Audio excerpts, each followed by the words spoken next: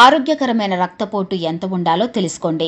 వయసును బట్టి రక్తపోటు ఎంత ఉండాలన్నది ఆధారపడి ఉంటుంది. ఎక్కువ కాలం జీవించడానికి రక్తపోటు అదుపులో ఉండవలసిన అవసరం ఉంటుంది. రక్తపోటు ఒక జీవనశైలి వ్యాధి. ఇది కొలెస్ట్రాల్, గుండె పనితీరుతో నేరుగా సంబంధం కలిగి ఉంటుంది. హై బీపీ వల్ల కొలెస్ట్రాల్ పెరగడం, గుండె సరిగ్గా పనిచేయకపోవడం వంటి లక్షణాలు కనిపిస్తాయి. అందుకే అధిక రక్తపోటు బారిన పడకుండా జాగ్రత్త పడాలి. ఒకసారి హై బీపీ వచ్చిందా అది మీకు జీవితాంతం వదిలిపోదు. వయసును బట్టి రక్తపోటు రీడింగ్ ఎంత ఉండాలో ప్రతి ఒక్కరు తెలుసుకోవాలి. అంతకు మించి పెరగకుండా ప్రతి ఒక్కరు తెలుసుకోవాలి. మీ వయసును బట్టి రక్తపోటు రీడింగ్ ఎంత ఉండాలో తెలుసుకోండి. 18 నుంచి 39 సంవత్సరాల వయసు గల పురుషుల్లో 119/70 బీపీ రీడింగ్ ఉండాలి. ఇక మహిళల్లో 110/68 బీపీ రీడింగ్ ఆరోగ్యకరమైనదిగా పరిగణిస్తారు. అదే సమయంలో 40 నుంచి 56 సంవత్సరాల వయసులో ఉన్న మగవారికి 124/77 బీపీ రీడింగ్, మహిళలకు 122/74 రక్తపోటు రీడింగ్ ఉండాలి. అదే సమయంలో 60 ఏళ్లు పైబడిన పురుషులందరికీ ఆరోగ్యకరమైన రక్తపోటు 133/69గా ఉంటుంది.